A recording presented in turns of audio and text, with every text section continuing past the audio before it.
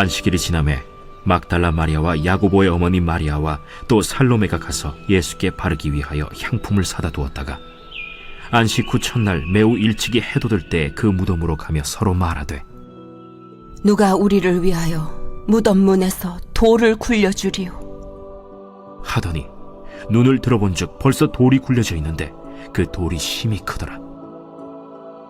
무덤에 들어가서 흰 옷을 입은 한 청년이 우편에 앉은 것을 보고 놀라매 청년이 이르되, 놀라지 말라. 너희가 십자가에 못 박히신 나사렛 예수를 찾는구나. 그가 살아나셨고 여기 계시지 아니하니라. 보라, 그를 두었던 곳이니라. 가서 그의 제자들과 베드로에게 이르기를, 예수께서 너희보다 먼저 갈릴리로 가시나니 전에 너희에게 말씀하신 대로 너희가 거기서 배우리라 하라. 여자들이 몹시 놀라 떨며 나와 무덤에서 도망하고 무서워하여 아무에게 아무 말도 하지 못하더라.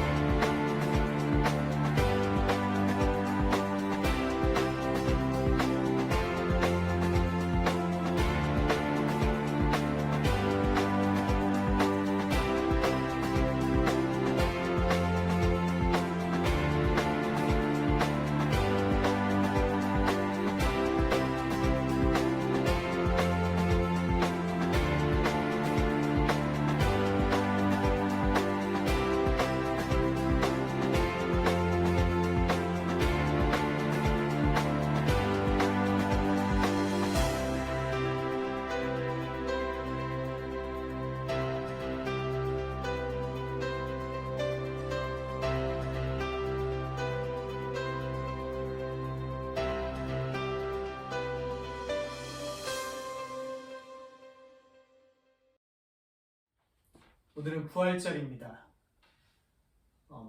2000년, 예수님 부활하신 2000년 정도 되는 해이고, 한국에서 이제 기독교가 맞는 부활절은 136번째 부활절입니다. 부활절은 이제 정말 기쁜 날이죠. 어느 때보다 즐거워야 하고 축제의 시간을 보내야 할 때가 바로 부활절입니다. 그렇기에 동방정교회 오소독스 처치에 출석하시는 교우분들은 이 부활절날 예배를 드리고 나면 꼭 하는 것이 보통 한계가 있는데, 그것이 보통 바베큐 파티를 한다고 합니다. 왜냐하면 사순절 기간 동안 그들은 이제 고기 그리고 유제품들을 전혀 먹지 않는 금식을 오랫동안 지속해 왔기 때문에 그날만큼은 마음껏 고기를 먹는 것입니다.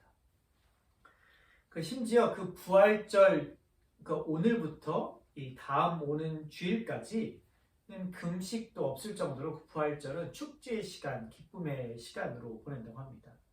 보통 수요일하고 금요일은 꼭 금식을 하는데 그날만큼은 모든 금식이 면해지게 되는 것입니다. 이렇게 기쁨이 가득하고 즐거워야 할 부활절인데 사실 우리의 마음을 어둡게 하고 어렵게 하는 소식이 있습니다. 바로 지금 미얀마에서 일어나고 있는 그런 일들이죠. 군부 독재에 맞서 싸우는 이 시민들, 이 사람들의, 미얀마 사람들의 용기에 힘찬 박수와 응원을 보내지만 너무나 참혹한 사실은 벌써 500명이나 되는 사람이 죽었고 그들의 그 죽은 사람들 중에는 30명이 바로 어린아이라는 그런 사실입니다. 참으로 끔찍한 일이 아닐 수 없습니다.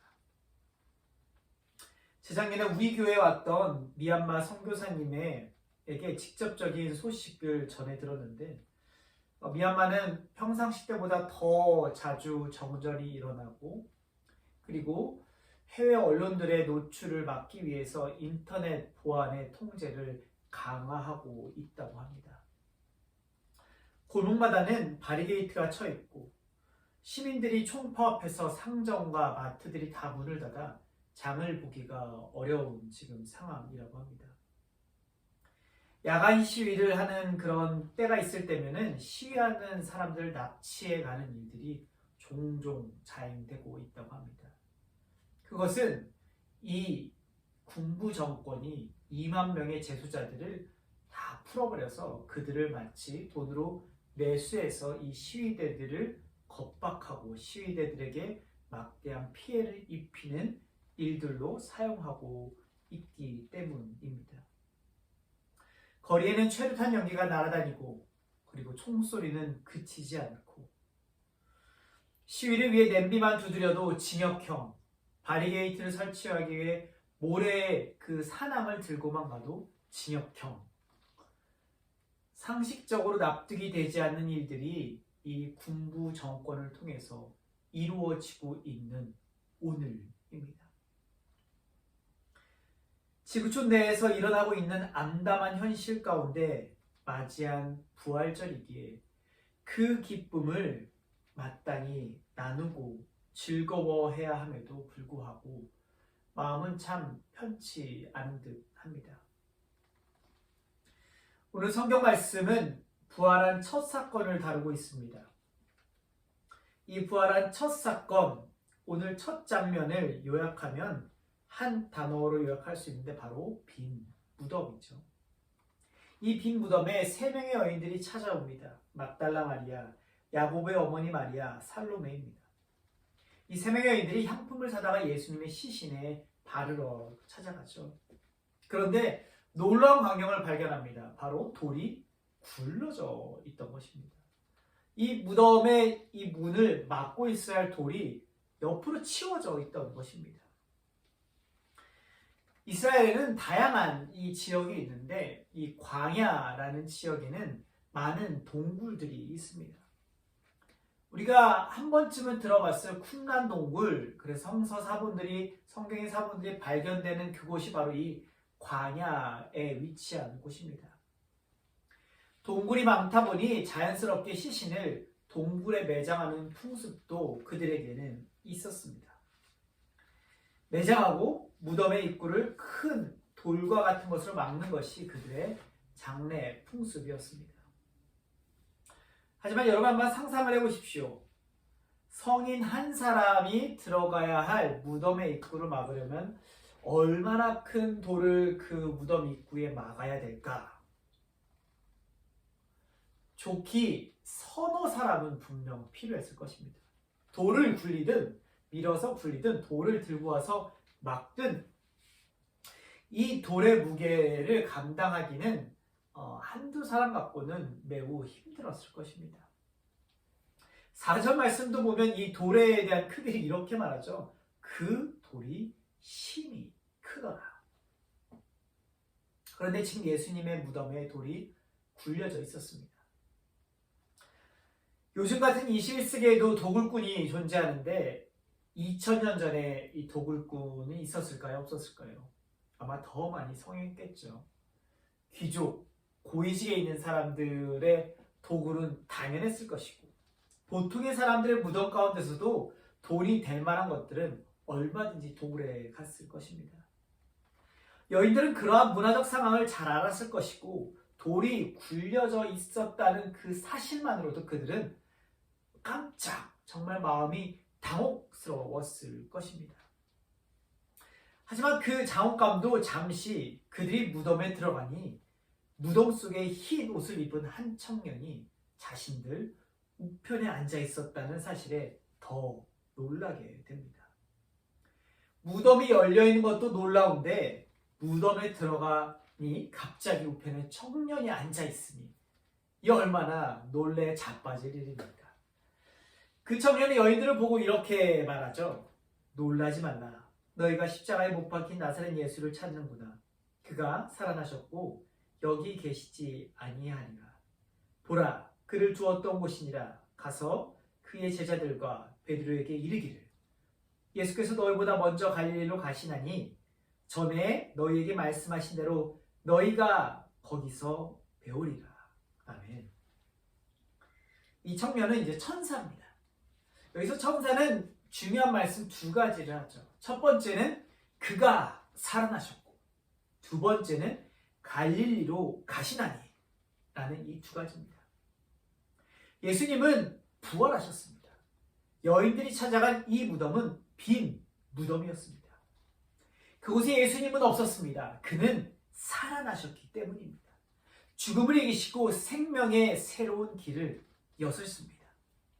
첫째 아담은 죽음을 우리에게 가져왔지만 둘째 아담 예수 그리스도는 생명의 길을, 생명의 문을 우리에게 열어주셨습니다.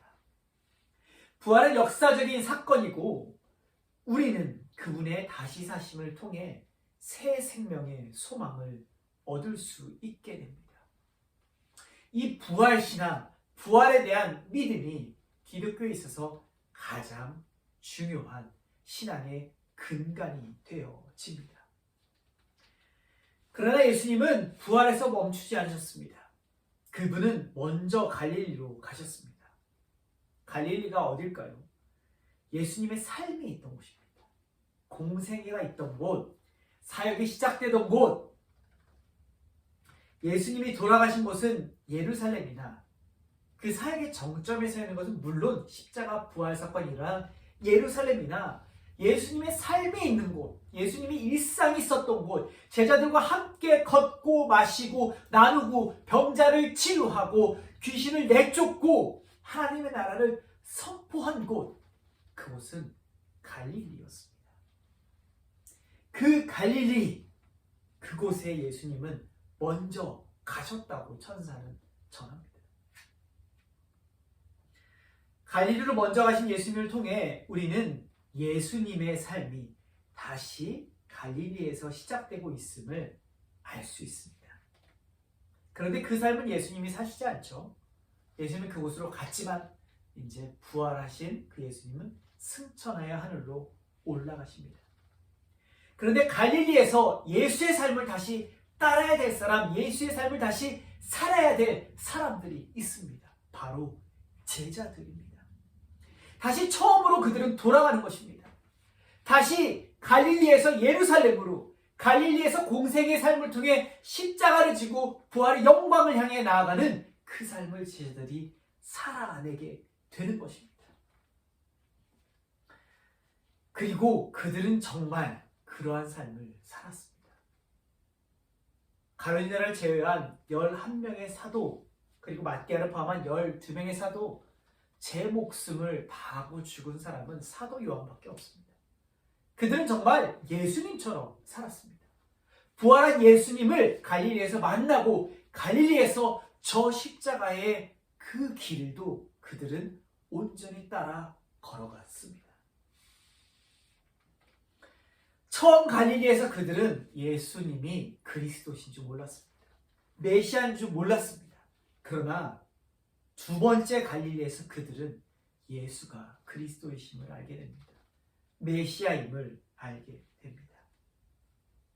다른 삶을 살 수 있게 된 것입니다. 본문의 천사는 세 여인을 그 길로 초청하고 있습니다. 너희가 거기서 배우리라.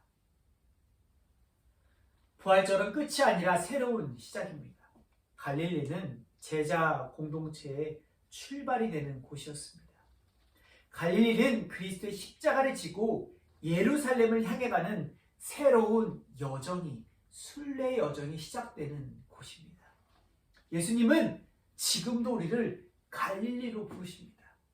저 화려한 예루살렘이 아닌 저 변방, 저 정말 보잘것없는 동네와 같은 갈릴리로 오늘 우리를 다시 부르시고 계십니다. 우리가 이 부활절에 미얀마를 위해서 기도해야 될 이유가 바로 여기에 있습니다.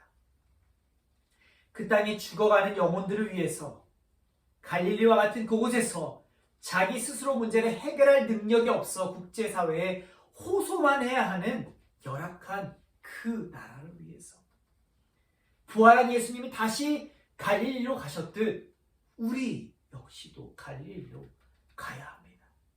갈 수 없다면 적어도 기도해야 합니다.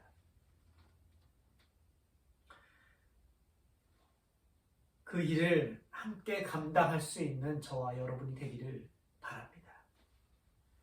그러나 갈릴리는 미얀마, 이 열악한 곳이기도 하지만 동시에 이 땅에 내가 제자로 살아가야만 하는 삶의 자리이기도 합니다. 제자로서 부름받아 제자답게 살아가야 할 삶의 자리가 바로 갈릴리입니다. 이 부활절 참 무거운 마음이나 그럼에도 불구하고 우리는 우리의 삶의 자리에서 예수님의 제자로서 부활의 증인으로서 살아갈 수 있기를 소망합니다. 오늘은 이신종 이은님 선교사님께서 제가 기도 제목을 사실 요청을 했습니다. 정말 지금 미얀마를 위해서 우리가 기도하고 싶은데 어떤 기도를 해야 하면 좋겠냐 라고 여쭤봤을 때 주신 3가지 기도 제목을 주셨는데 그걸 위해서 함께 중보하고 제가 마치는 기도를 하기를 원합니다. 3가지 기도 제목을 나누겠습니다. 미얀마의 자유민주주의가 공고하게 세워지길, 민주화 과정 가운데 사람들이 더 이상 희생당하지 않도록 더 많은 관심으로 이 땅을 위한 기도가 쌓이고 하나님 아버지의 계절이 임하길. 우리 시간에 이 3가지 기도 제목을 놓고 주여 한번 무릎 꿇고 간절히 기도하겠습니다. 주여, 하나님 아버지, 저 땅 미얀마를 위해 기도합니다.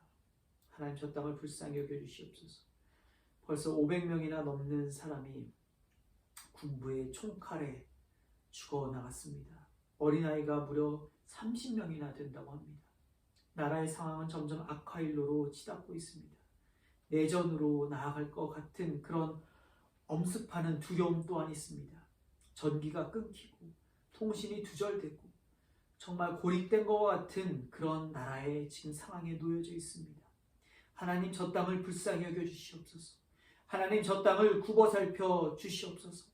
하나님, 저 땅에 정말 자유민주주의가 자유한 그 나라가 될 수 있게 하여 주시옵소서. 더 이상 군부의 독재와 억압과 폭력과 살인이 자행되는 것들이 끊어지게 하여 주시옵소서. 모든 악한 영의 역사가 무너지고 하나님, 저 땅 가운데 참 자유가 임하는 그날이 속히 오게 하여 주시옵소서. 하나님, 민주화 과정 가운데 너무나 많은 사람들이 죽어나가고 있습니다. 언론을 통해서 우리가 매일같이 접하고 있습니다. 주여, 아버지, 이것을 어떻게 해야겠습니까? 주님, 그들을 보호하여 주시옵소서. 주님, 그들을 불쌍히 여겨 주시옵소서. 하나님, 더 많은 사람들이 이 지금 사태에 대해서 심각성을 느끼고 기도하게 해 주시고, 아버지, 이 땅을 위해서 기도가 쌓이고 하나님 아버지의 그 나라의 계절이, 그 은혜의 계절이 임할 수 있는 그날이 속히 올 수 있도록 주님 도와주시옵소서. 하나님, 신용품을 구하기 위해서 참 어려운 가운데 있는 우리 선교사님 부부 내외 가운데도 주님 함께하여 주시고 안전하게 그곳에서 지낼 수 있도록 주님 도와주시옵소서. 오 하나님, 그렇게 도우시고 역사하시기를 간절히 소망합니다.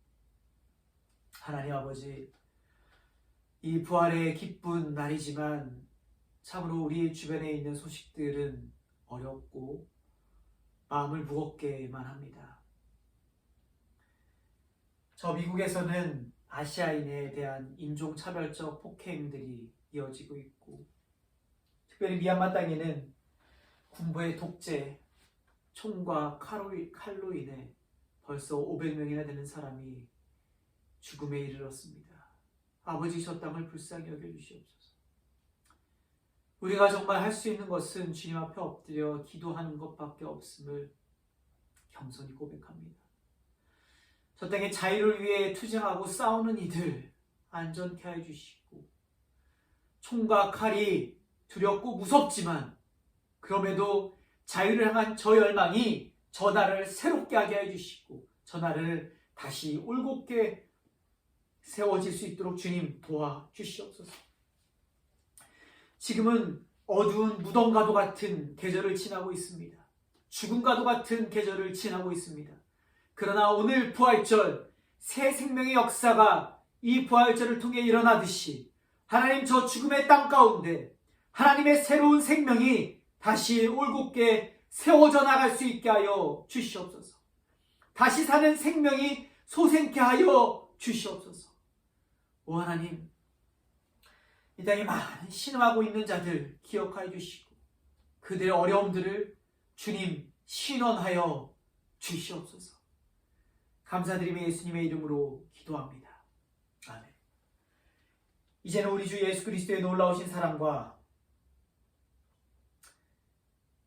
우리에게 먼저 아들을 보내사 그분의 사랑을 보여주시고, 어둠 가운데서도 생명의 빛으로 인도하시기를 원하시는 하나님의 풍성하신 은혜가 지금도 열악한 가운데 핍박과 눈물과 좌절 가운데 있지만 동행하여 주시는 성령의 놀라운 은총이 지금 이 자리에 예배하는 주님의 귀한 백성들 머리 위에 이제부터 영원까지 함께 하시기를 간절히 축원하옵나이다.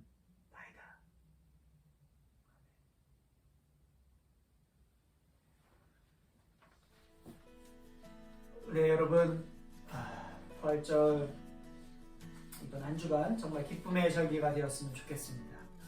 이제 부활절 이 첫 주, 다음 주가 또 첫 주인데, 이 한 주 정말 새 생명 되신 주님의 부활의 기쁨을 마음껏 누리실 수 있게 되기를 바랍니다. 한 주간도 건강히 잘 지내십시오. 감사합니다.